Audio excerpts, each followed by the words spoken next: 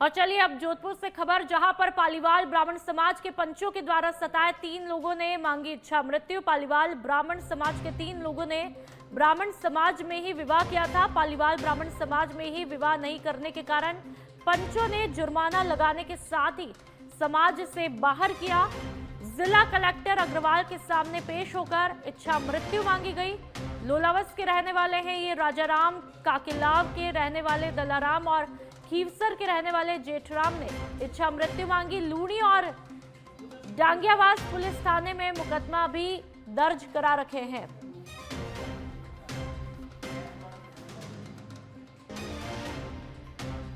तो 3 लोगों ने जो है इच्छा मृत्यु की मांग की है। लूणी और डांगियावास पुलिस थाने में मुकदमे भी दर्ज करवा रखे हैं। इच्छा मृत्यु मांगने की यह खबर जोधपुर से मिल रही है, जहां पर पालीवाल ब्राह्मण समाज के पंचों द्वारा सताए 3 लोगों ने इच्छा मृत्यु की मांग की है।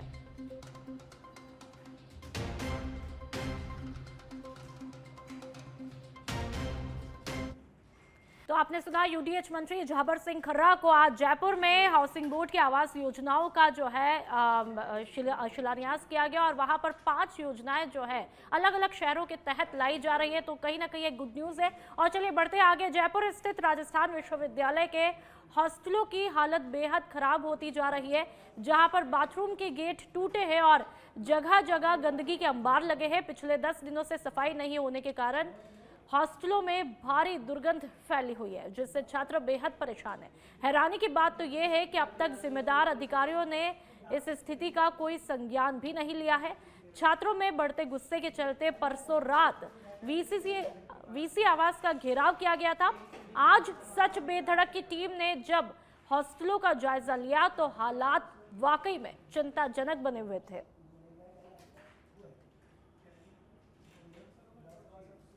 राजस्थान विश्वविद्यालय के हॉस्टलों में मौजूद है, छात्रावासों में मौजूद हैं। रुमाल इसलिए लगा रखा है क्योंकि स्थिति ऐसी है कि यहाँ पर खड़ा रहना भी दुश्वार है।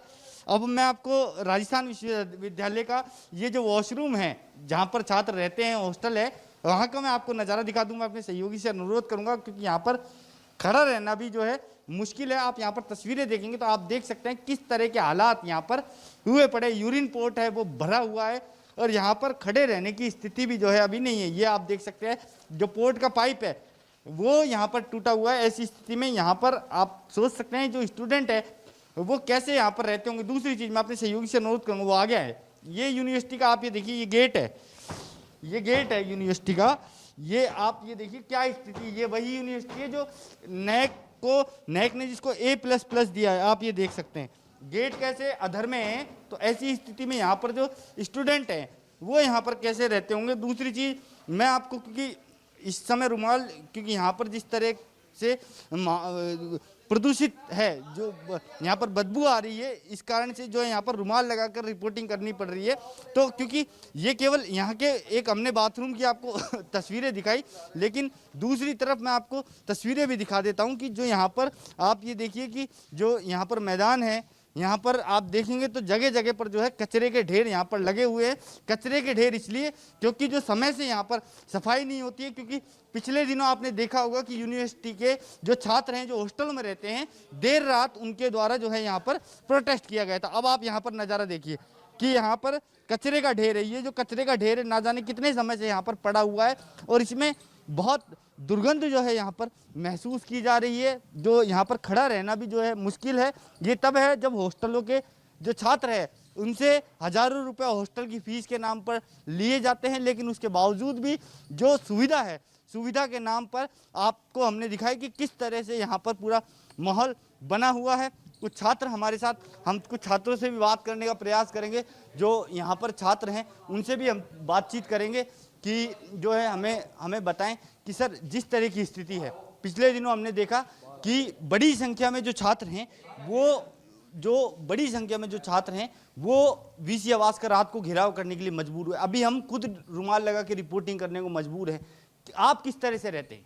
देखिए सर, ये सफाई की समस्या पिछले 10-12 दिन से चल रही है। शुरू में हमको लगा कि शायद प्रशासन जल्दी हमारी सुनवाई कर लेगा, लेकिन नहीं करा। तो उसके बाद हम वहाँ वीसी ऑफिस गए रात को धरना दिया हमने वीसी के घर पे। वहाँ पे प्रशासन की तरफ से तो कोई आया नहीं। पुलिस ने आश्वासन दिया कि हम आपकी सफाई का सुबह करवा देंगे।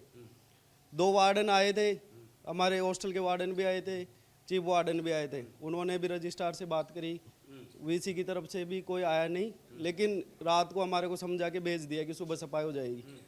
कल हम सुबह 2 बजे तक यहाँ कोई नहीं आया सफाई करने के लिए। उसके बाद हम वीसी ऑफिस गए, डेलीगेट्स गए यहाँ से सारे हॉस्टलों से मिलके।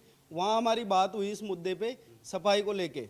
उन्होंने बोला, आश्वासन दिया है कि हम करवा देंगे सफाई। अब इस टाइम 2 लड़के भेजे हैं, लेकिन अब वो कैसा काम करते हैं नहीं करते वो अब आगे पता लगेगा। फिलहाल हालत बहुत खराब है। ठीक है, तो आप यहाँ पर देख सकते हैं कि मूलभूत सुविधा यहाँ पर, क्योंकि प्रदेश की सबसे बड़ा जो विश्वविद्यालय है उसमें हम मौजूद हैं, और उसके अगर इस तरह के हालात हैं और केवल मूलभूत सुविधाओं के लिए स्टूडेंटों को रात को 11:30 बजे वीसी आवास का घेराव करना पड़ता है, डेलीगेशन जाता है, उसके 2 दिन बाद भी जो सफाई है वो नहीं होती है, और इसकी जो स्थिति है वो जस की तस बनी रहती है। सहयोगी हरिशंकर त्यागी के साथ मैं कुणाल भटनागर, सच बेधड़क जयपुर।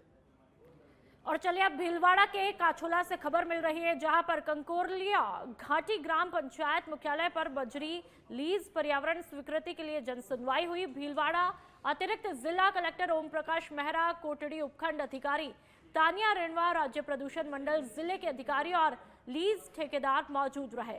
ग्रामीणों और अधिकारियों के बीच यहां पर बजरी लीज पर्यावरण को लेकर के वार्ता भी हुई।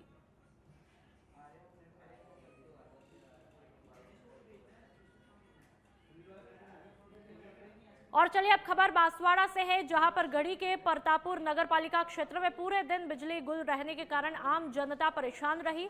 विद्युत विभाग ने लिखित आदेश जारी करके सुबह 9 से शाम 6 बजे तक बिजली बंद होने की सूचना दी, लेकिन रात 9 बजे तक भी बिजली शुरू नहीं हो पाई। इस पर ग्रामीण विद्युत विभाग कार्यालय पहुंचते हैं, जहां पर विभाग की मनमानी साफ देखने को मिलती है, जिसमें विभाग के सहायक अभियंता कार्यालय में लाइट और पंखे चल रहे थे और कार्यालय के बाहर ताले लगे हुए थे। इससे साफ साफ देखने को मिलता है कि कटौती सिर्फ और सिर्फ आम जनता के लिए है, अधिकारियों के लिए नहीं। तो वहीं से लेकर ग्रामीणों में काफी गुस्सा है।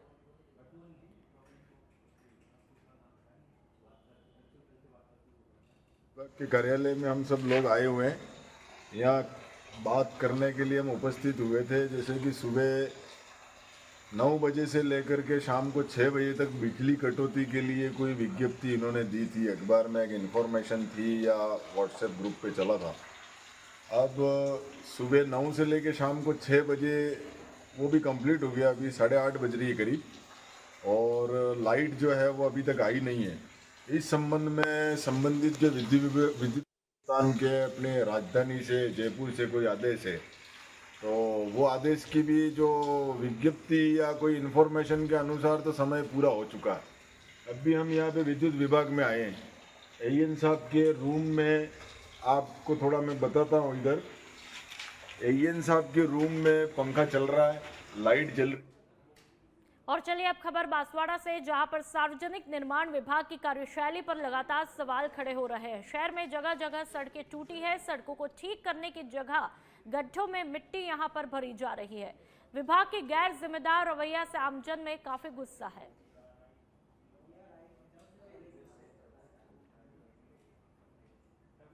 शहर के अंदर में जगह जगह खड्डे पड़े हुए हैं, लेकिन पीडब्ल्यूडी विभाग की ये नाक के नीचे अगर कहें तो ये खड्डे पूरे शहर में पड़े, और इसके बावजूद ये जो अवधि पार रोड है, इसके बावजूद यहाँ पर खाना पूर्ति कर लोगों की आंखों में धुला झोंकने का काम पीडब्ल्यूडी विभाग कर रहा है। तस्वीरों में आप साफ देखा जा सकता है कि मोटी मोटी गिट्टी डाली जा रही है, यानी सरकारी खर्च को यहाँ पर कहीं ना कहीं चुन्ना लगाने का जो प्रयास है वो यहाँ पर देखने को मिल रहा है। पीछे अगर आप कहें तो यहाँ पर पट्टी लगाई जा सकती है। जब पीडब्ल्यूडी विभाग के पास के अंदर में पैसे हैं तो आखिरकार रोड ठीक कराने के नाम पर इस प्रकार की खाना पूर्ति आखिरकार कितने दिन तक चलेगी। तस्वीरों में साफ देखा जा सकता है कि ये जो मोटे मोटे कंकड़ है शहर के अंदर में, पूरे शहर की आधी गलियों के अंदर में खड्डे पड़े हुए हैं। कुछ दिन बाद के अंदर में गणेश चतुर्थी का पर्व भी है, ऐसे के अंदर में पीडब्ल्यूडी विभाग की यह खाना पूर्ति कहीं ना कहीं सवालिया निशान खड़ा कर रही है। कैमरा पर्सन के साथ के अंदर में सच बेधड़क के लिए किशन सेन, बांसवाड़ा। शहर के अंदर में जगह जगह।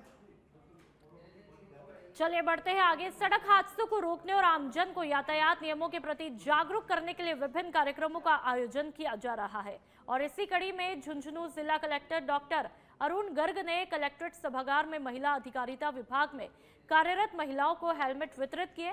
9 अगस्त से शुरू हुआ अभियान 15 सितंबर तक चलेगा। सड़क सुरक्षा को लेकर राज्य सरकार की ये पहल सुषमा अभियान प्रदेश भर में जन जागरण का माध्यम बन रही है।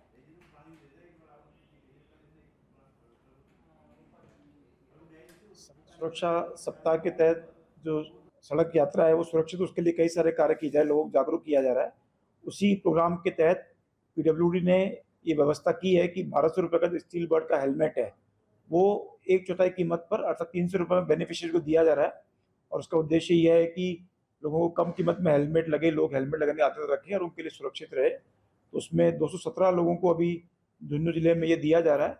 और इसमें जो महिला अधिकारिता विभाग है उनके साथ हमने टाई अप किया है, उनके माध्यम से लोगों को मोटिवेट किया है कि महिलाएं जो है वो हेलमेट लें।